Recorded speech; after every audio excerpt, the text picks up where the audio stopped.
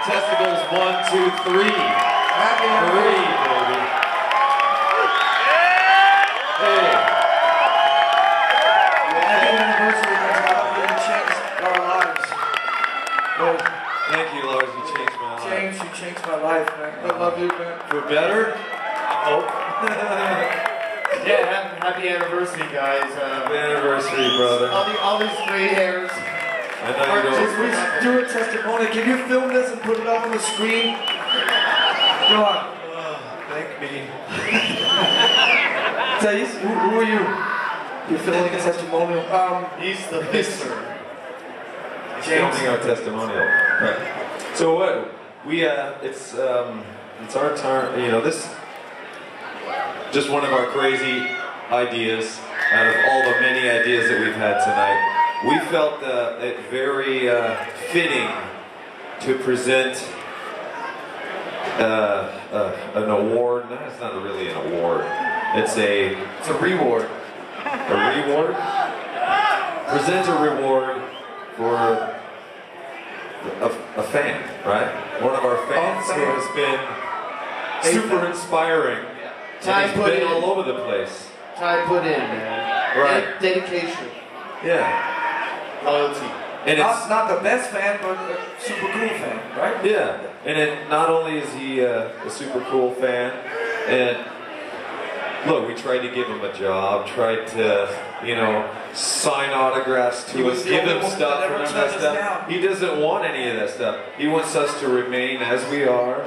He's as he is, and he just wants to be in the front, in the very center every time. That's all he wants.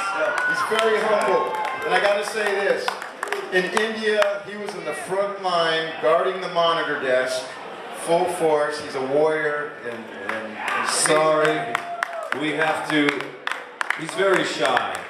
He's very shy. Ron, Get up here. Super Ron. Big Clevers, come on, give it up for Super Ron. Come on.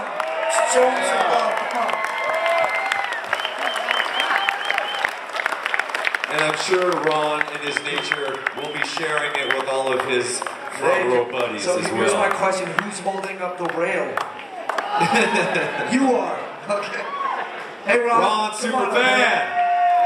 Get over here.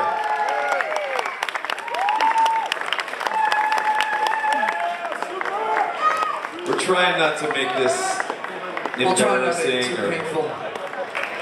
So, what number show is this? Around 190 something? It's about that? What are you supposed to know? Yeah, it's about 190. But since you guys are embarrassing me, Hey Ron, turn around. embarrass you back. Hey Ron, turn around. Look, you're on the screen, Ron. Alright guys, I've been very privileged.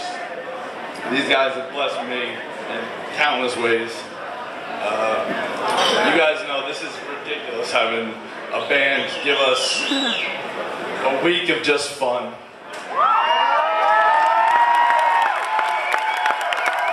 Taking us to their home, HQ, giving us free food. I don't know if you guys realize this, but the $20 or so that it costs to buy a ticket doesn't cover this. This is all out of their own pocket. But being a fan, I've gotten to see a couple things that you guys don't get to see. I just want to share a couple of them. Two things that have stuck with me that I just want to share with you guys. This is just not an ordinary band. At the end of the Australia trip, it was the end of the tour, and Lars had asked me to get all the fans, because he wanted all the fans that have traveled. He wanted an opinion whether or not to get you backstage, because he wanted to personally thank you.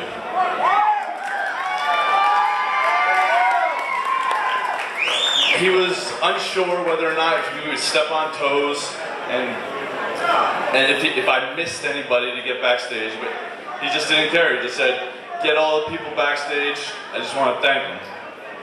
Nobody knew what was going on. Just came back out, thanked them all. I mean, how do you, he's a rock star. I mean, he's Lars Ulrich. One more, I got another one.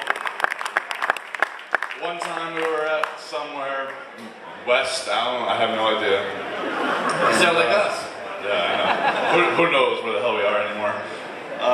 It was very late. It was like 3 o'clock. Everybody was gone. James probably has no idea what I'm talking about because he does it all the time. But I was just backstage outside, and James's car was about 10 feet in front of him, coming outside the door. And there was a fence about 35 feet off to the left. But it wasn't a fence you could see through. All I could see was some hands underneath. And it was much easier for James to just walk 5 feet and get into his car and go to his hotel room that night. But instead, he had walked over to the fence, probably signed a couple of your autographs, shook your hands, made the time for you guys at 3 o'clock in the morning after just being exhausted. I mean, what can you say about that kind of appreciation? And I know us fans are extremely grateful. There is no band like you guys.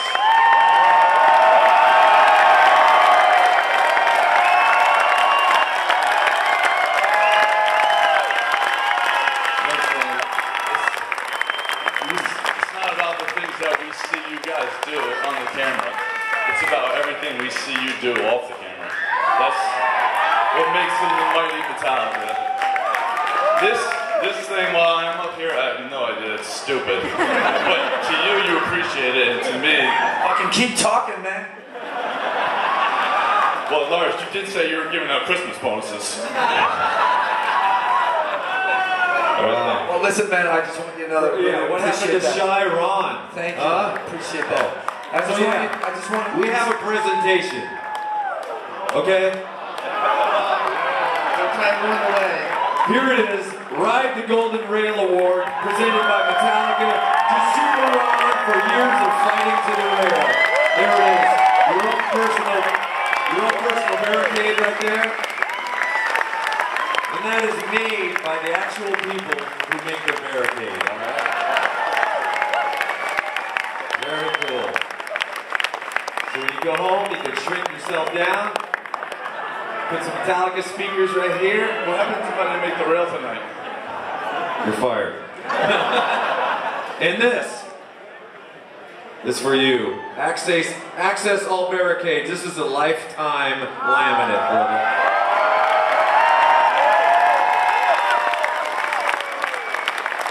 And now we're working every venue across the world.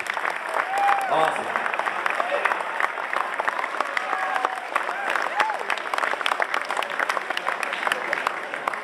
And there's lots of other Rons and Ronettes out there we know about too. But we appreciate you too. So, you know, Ron will be sharing the love with you somehow. We know that. Much appreciated, everyone. All right. Thank you.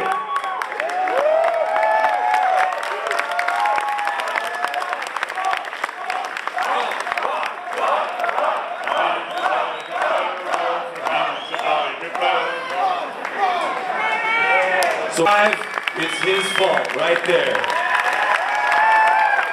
The guy who has made Metallica sound fucking kick-ass for almost 30 years.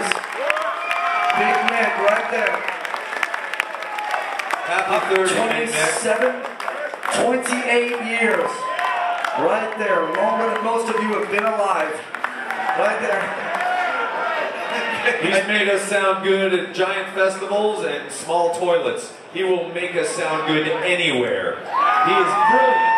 He is a master at his craft. And we're glad to have him at the helm.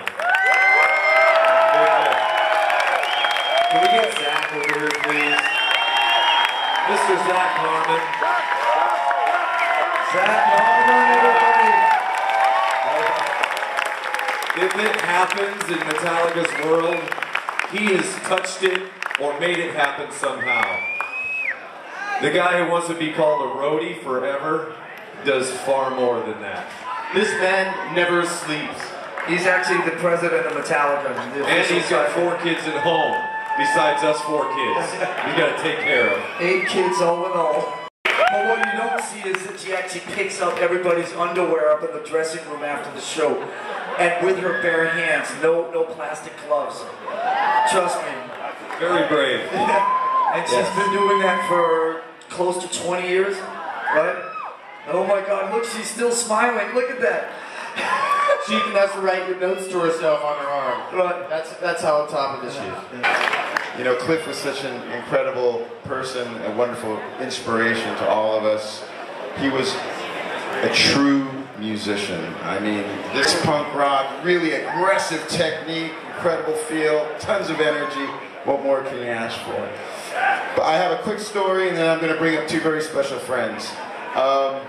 When I was auditioning for this band, I was staying at a wonderful, I'm going to bring him up in a second, and you guys will probably know who he is.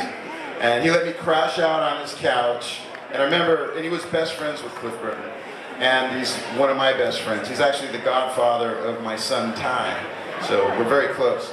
And it's 2 in the morning, and I'm probably working on like Metal Militia or something, and I look up, and there's this beautiful photograph, and it's Cliff Burton, and I hadn't really caught it before, and I look, and he's staring at me, and I'm like, you know, 2 in the morning, oh God, I'm working on one of his compositions, and I looked up, and it was a moment, and I was like, I promise, I'll do if I get this gig, I'll do the best job possible for you.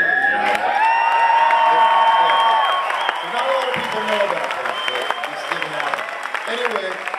I want to bring up one of my best friends in the world and another incredible friend. I want to bring up Mike Bordin, incredible drummer, incredible friend. He was my bandmate with Ozzy, and obviously, you know, Faith No More goes without saying. And he was one of Cliff Burton's most incredible. And I want to bring up Steffan Chirazzi, who we all know very well.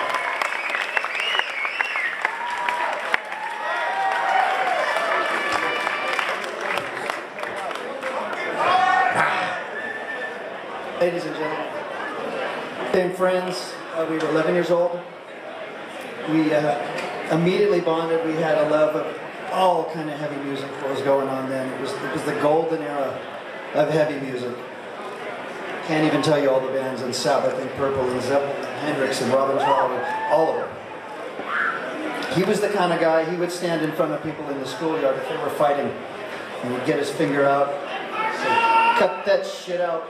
Don't be a dick." The kind of man Cliff was. I met Cliff in 1984 when I first met these guys on my first ever professional assignment as a 17-year-old, 16, 17-year-old rock writer. Fast forward, I see Cliff again a 1.5 years later. I say, "Hey man, I'm moving to San Francisco." As a teenager, he says, "Here's my number, call me. I'll introduce you to some guys, I'll hang out." And you know what? That motherfucker was true to his word. He came and he hung out with little old scared teenage me. He hung out with me a whole bunch of times. He'd whirl that big station wagon with the steering wheel drummed out in the middle and his finger flying. And he introduced me to Mike. He introduced me to one of my best friends, Jim Bordin, who you saw last night. And he introduced me to people who are still in my life. He convinced me it was cool to stay here. That's the kind of man he was. He said it and he did it. So, thank you. And give it up for Cliff. He changed my life in that small way. Thank you. Cliff said to me, "I got a friend coming from England. He's young. He's a fucking writer, but he's okay." Well, thank you, Cliff. That's all I can say. Thanks, guys. Thanks, Cliff. And